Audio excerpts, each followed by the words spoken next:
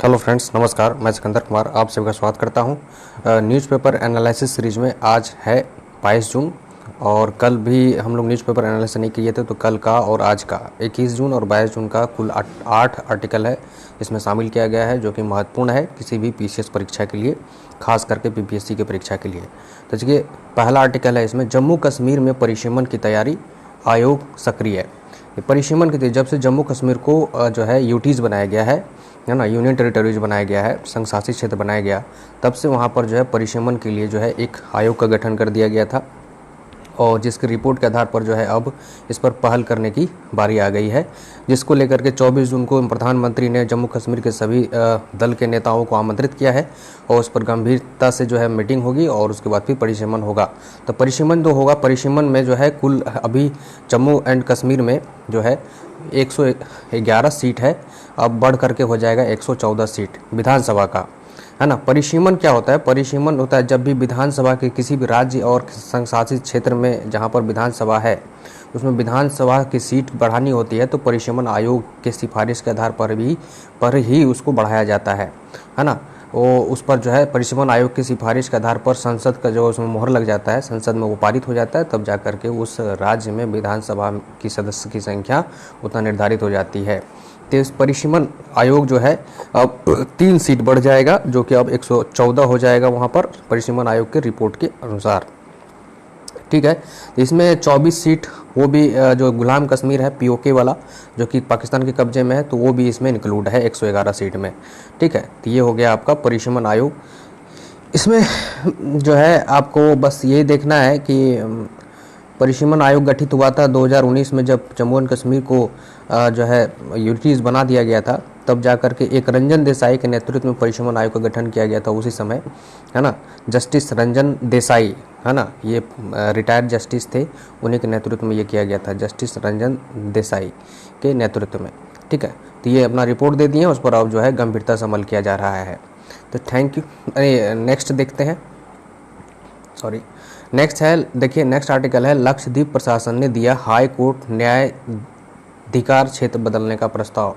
देखिए लक्षद्वीप समूह जो है, जो कि केरल तट के करीब में जो है अरब सागर में अवस्थित है लक्षद्वीप समूह, और जिसकी राजधानी कावारती है। तो वहाँ का जो हाई कोर्ट, वहाँ के जो कोर्ट में जो लोग असंतुष्ट होते हैं तो वो अपील में कहाँ जाते हैं, तो उसका न्यायिक क्षेत्र का जो हाई कोर्ट है वो केरल हाई कोर्ट है ना, केरल का जो हाई कोर्ट है वो है। तो लेकिन वहाँ के जो हैं प्रशासक, अभी जो हैं प्रशासक लक्षद्वीप के, उन्होंने एक प्रस्ताव दिया है कि अब जो लक्षद्वीप का जो है, लक्षद्वीप प्रशासन के द्वारा प्रस्ताव दिया गया है कि जो ये हमारा कर्नाटक हाई कोर्ट को न्यायाधिकार क्षेत्र में जो है बदल देना चाहिए। मतलब केरल हाई कोर्ट से हमारा क्षेत्र जो है कर्नाटक हाई कोर्ट का अधीन कर लेना चाहिए। तो इससे वहाँ के स्थानीय नेता जो हैं केरल के, वो जो है विरोध किया है और उनका कहना है कि अभी लक्षद्वीप से केरल की दूरी लगभग 400 जो है किलोमीटर है, और जो कर्नाटक हो जाएगा तो वो 1000 किलोमीटर हो जाएगा। तो ये तो अनावश्यक दूरी हो जाएगा और बहुत चीज़ बदलना पड़ जाएगा, तो है ना, प्रशासनिक व्यवस्था को दुरुस्त करना होगा, तो इस तरह का चीज़ कुछ एक्सपेंस हो जाएगा, खर्च बढ़ जाएगा, तो ये सब एक अनावश्यक चीज़ है। तो अभी इसमें आपको यही ध्यान रखना है कि वहाँ के प्रशासक अभी कौन है लक्षद्वीप के, तो लक्षद्वीप के प्रशासक हैं प्रफुल्ल खोरा पटेल है, यहाँ पर देखिए प्रफुल्ल खोरा पटेल है, उन्हीं के द्वारा यह प्रस्ताव किया गया है। तो प्रस्ताव दिया गया, तो क्या ये जो है प्रस्ताव देने से मात्र से हो जाएगा? तो इसको जो है इसकी निर्णय कौन करेगा? तो हाई कोर्ट के ढांचा में और किसी कौन सा संघ शासित क्षेत्र किस हाई कोर्ट में आएगा, इसकी निर्णय जो है संसद करती है। तो संसद में ये प्रस्ताव आएगा, फिर वहाँ पारित होगा, तब जा कर के ये जो है अमल में आ सकता है। अभी तो वो केरल हाई कोर्ट के अंतर्गत ही आएगा। ठीक है, नेक्स्ट देखिए, नेक्स्ट आर्टिकल है, पेयजल की शुद्धता जांचने को देशव्यापी अभियान। चूँकि अभी क्या है कि मानसून आया है, तो मानसून के सीजन में जो है बारिश होती है, तो बारिश जल जमाव होता है, जिससे जल जनित रोग भी जो फैलता है किसी क्षेत्र में। तो जल जनित रोगों से बचने के लिए जो है पेयजल की शुद्धता जांचने के लिए जो है जल संसाधन मंत्रालय के तत्वाधान में पूरे ब्लॉक स्तर पर, पंचायत स्तर पर जो है, ब्लॉक के अंतर्गत पंचायत स्तर पर जो है, हर पंचायत स्तर पर जो है एक पेयजल की शुद्धता जांच केंद्र स्थापित किए जाने का निर्णय लिया जाएगा, इस तरह का इस न्यूज़ में कहा गया है। ठीक, सक्रिय निगरानी की जाएगी और जलापूर्ति व जल स्रोतों की नियमित जांच और उचित समय पर कार्रवाई की जाएगी ताकि जल जनित बीमारियों से समय पर बचा जा सके, है ना। जल शक्ति मंत्रालय की तरफ से जो है वो केंद्र शासित प्रदेशों को जारी एडवाइजरी है, राज्यों और केंद्र शासित प्रदेशों को एडवाइजरी जारी किया गया है।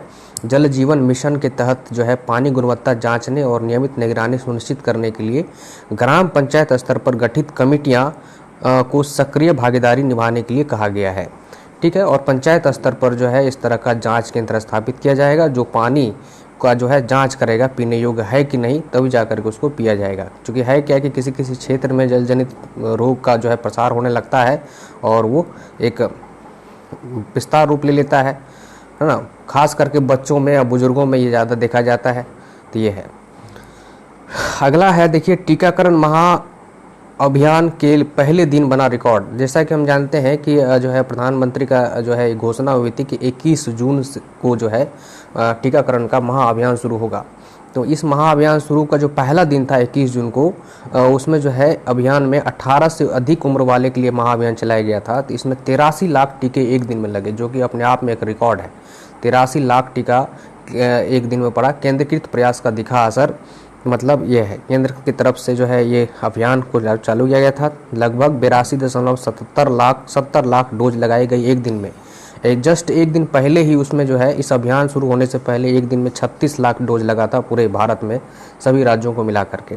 अभी एक दिन में यह अभियान शुरू हुआ तो 82.70 लाख डोज पड़ा है, जो है इस टीकाकरण अभियान की गंभीरता को दिखाता है।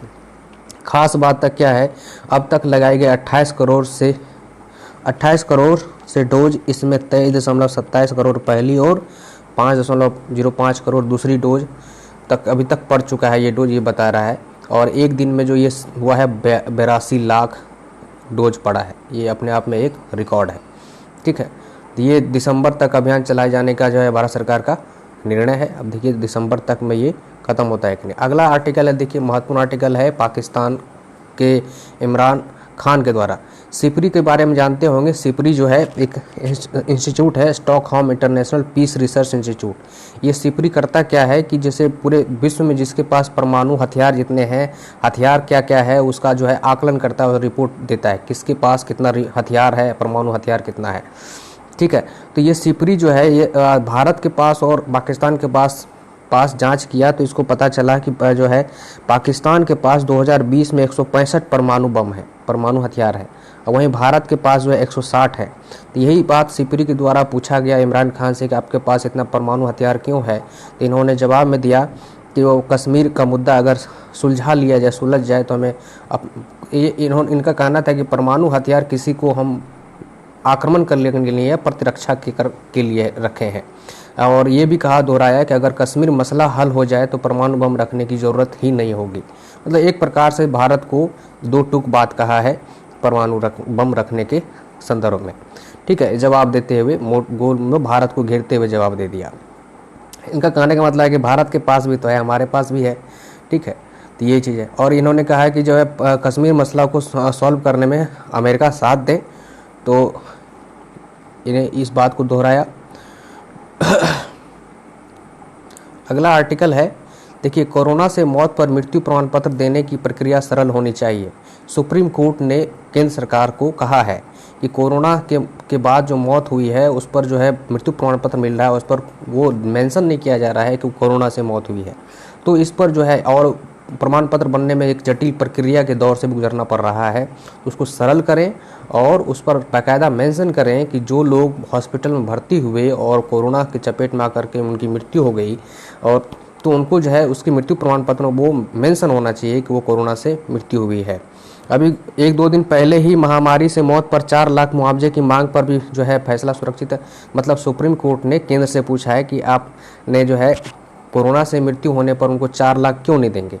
तो इस पर सफाई मांगा है केंद्र सरकार से। तो केंद्र सरकार के तरफ से अटॉर्नी जनरल तुषार मेहता ने जवाब दिया कि जो है भारत की आर्थिक स्थिति उतनी अच्छी नहीं है, बेहतर नहीं है कि हम कोरोना से जो है भारत सरकार कोरोना से जो जिनकी मौत हुई है उनको 4 लाख रुपया मुआवजा दे सके। तो एक प्रकार से समझ सकते हैं कि भारत सरकार भी अब हाथ खड़ा कर दी है, ठीक है। सुप्रीम कोर्ट ने मृत्यु प्रमाण पत्र जारी करने की प्रक्रिया को जटिल बताया और कहा कि इसको जो है जल्द से जल्द सरल बनाएं। अब देखिए अगला आर्टिकल है, नाइट्रोजन की वृद्धि से तितलियां पर खतरा।